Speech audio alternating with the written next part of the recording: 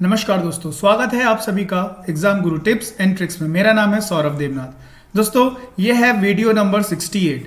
हम पूरे के पूरे 670 very very important questions cover कर चुके हैं। जैसे कि पता है, जो वीडियो होता है बायलिंगुअल, मतलब हिंदी और इंग्लिश दोनों में ही रहेगा।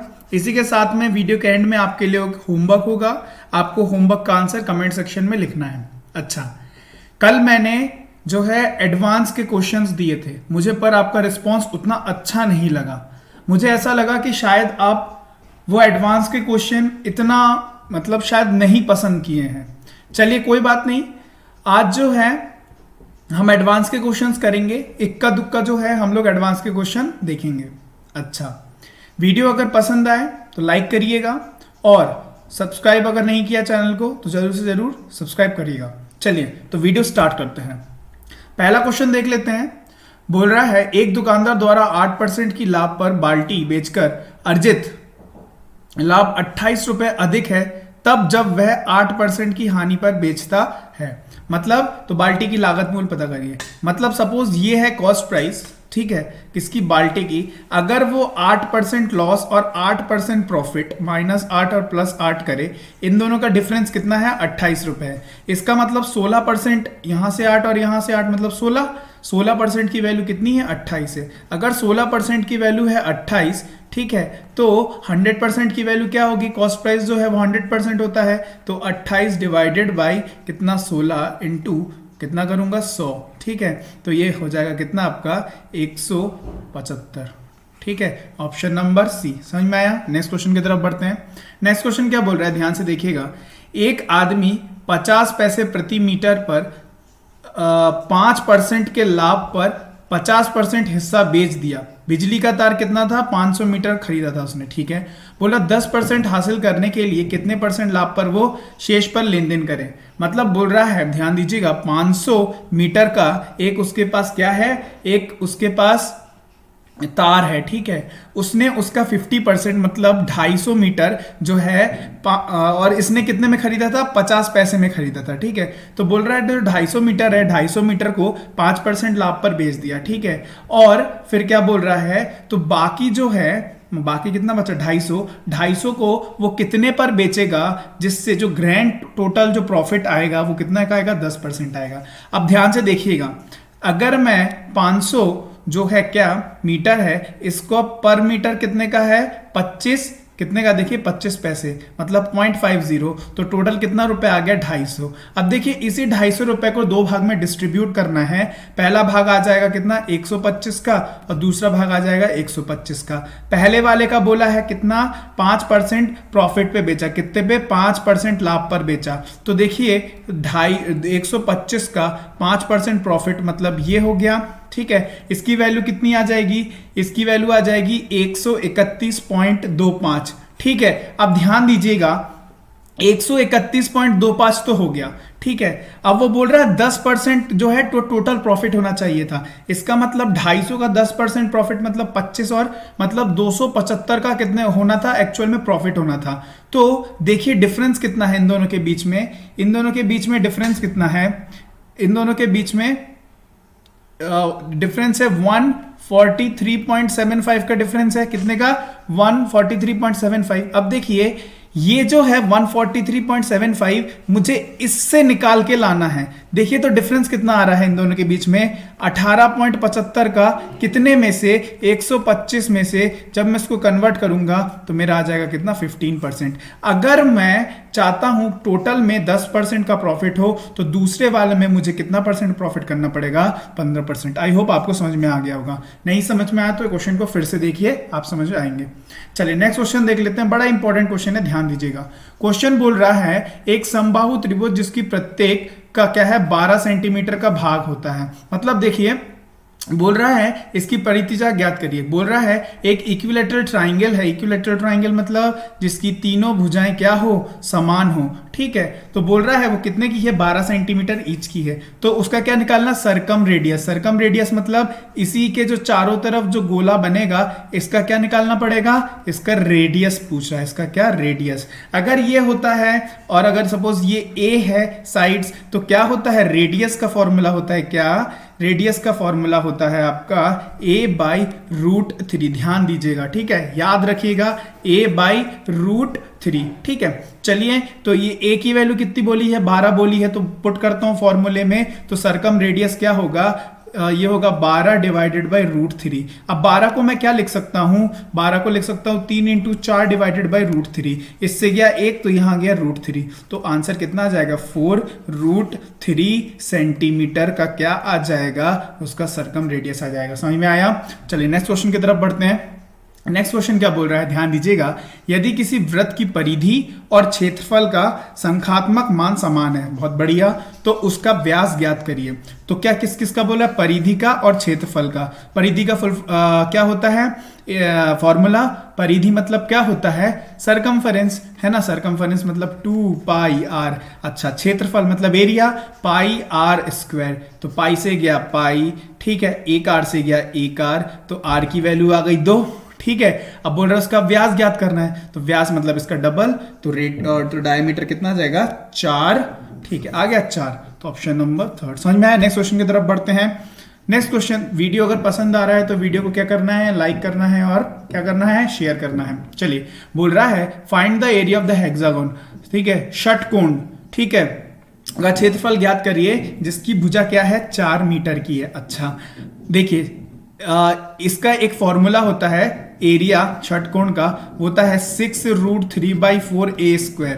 ठीक है, अब ये बताइए, ये जिनको याद है बहुत अच्छी बात है, लेकिन ये आया कहां से, ध्यान दीजिएगा। जो ये होता है षटकोण, एक सेकंड में इसकी जो डायग्राम है वो क्या करता हूं, अच्छे से बना देता हूं, फिर मैं बताता हूं ये कहां से आया। ध्यान दीजिएगा, 1 2 3 4 5 और ये 6, ये कुछ बन गया षटकोण। अब सपोज ये है बीच में पॉइंट, ठीक है, ये 1 कोण, ये 2 कोण, 3 4 5 6, देखिए 1 2 3 4 5 6। अब ये जो है ना, ये कितने आ गए, 6, तो ये आ गया 6। ठीक है, अब देखिए मल्टीप्लाई बाय √3/4a²। √3/4a² किसका एरिया का फॉर्मूला होता है, इक्विलैटरल, मतलब जिनकी इक्विलैटरल ट्राइंगल का, जिनकी ये बराबर हो। पिछला का क्वेश्चन देखा था हमने, वही वाला।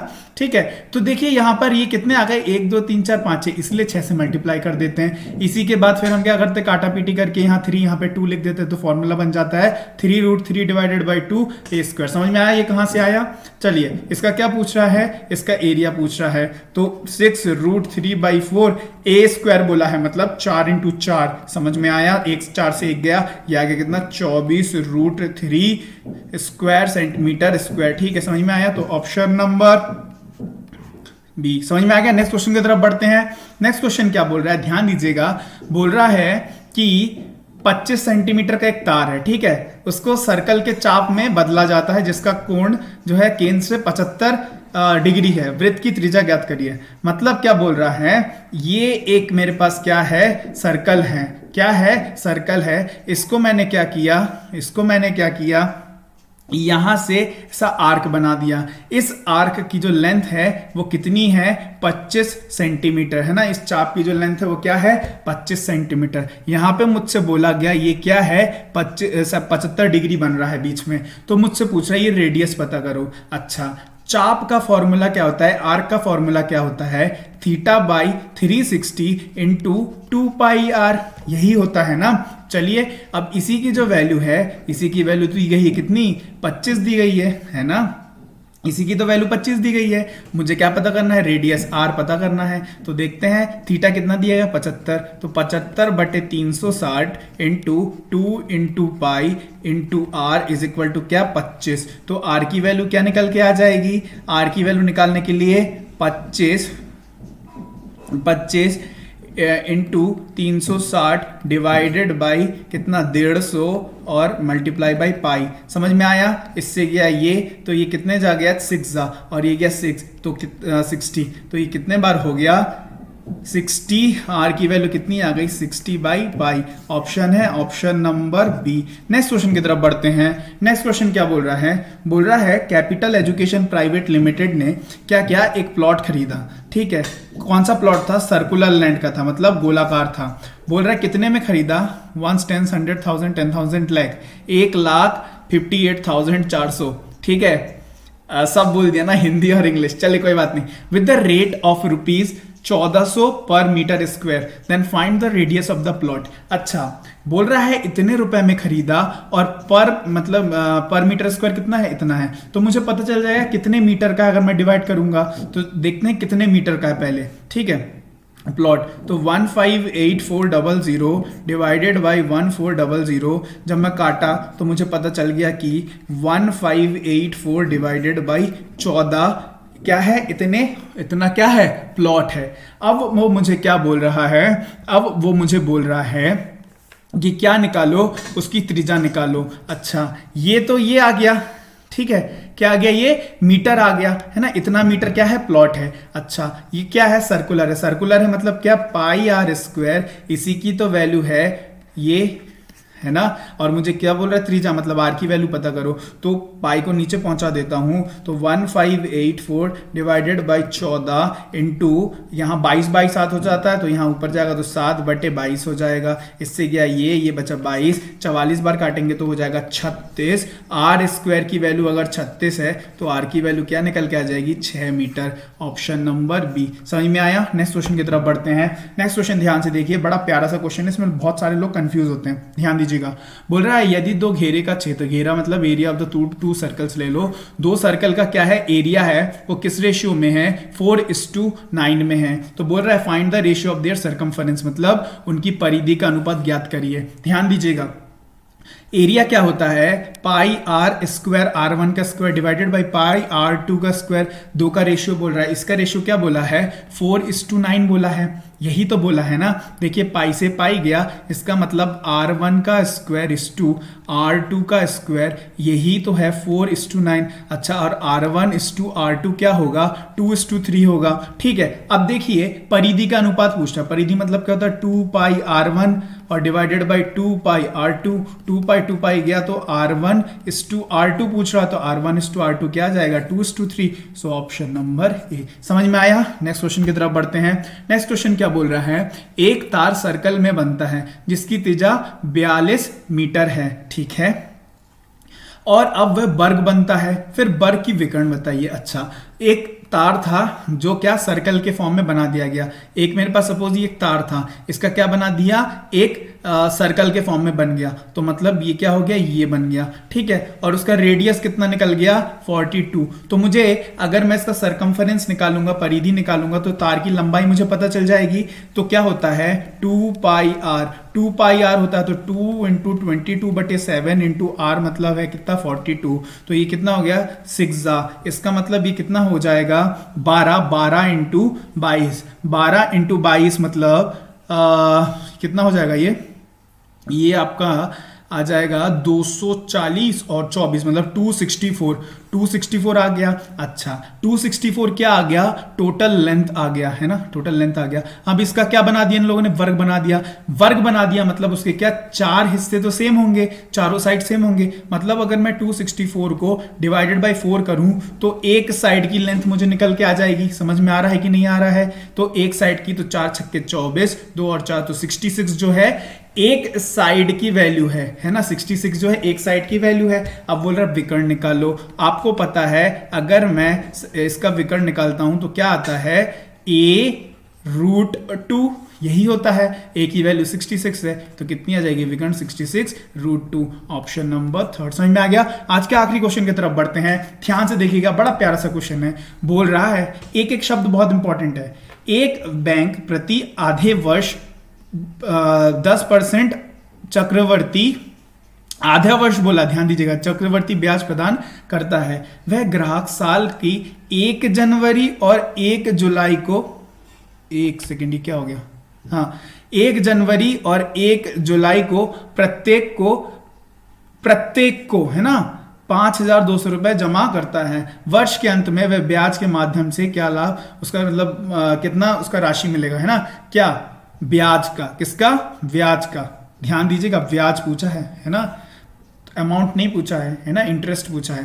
ध्यान दीजिएगा, ये तो बोल रहा है क्या 5200 वो 2 बार जमा करता है ना, मतलब प्रत्येक में, मतलब इसमें भी जमा करेगा इसमें भी जमा करेगा, है ना, ध्यान दीजिएगा। तो 5200 अगर किया, अर्धवर्ष का है तो 10% मिलेगा। तो जब ये आया सपोज 1 जनवरी और ये आया क्या 1 जुलाई, ध्यान दीजिएगा, ठीक है। तो इसको मतलब 6 महीने बाद कितना मिल जाएगा उसको, इसका 10% मिल जाएगा, मतलब 520 तो उसको मिल ही जाएगा, ठीक है, समझ में आया।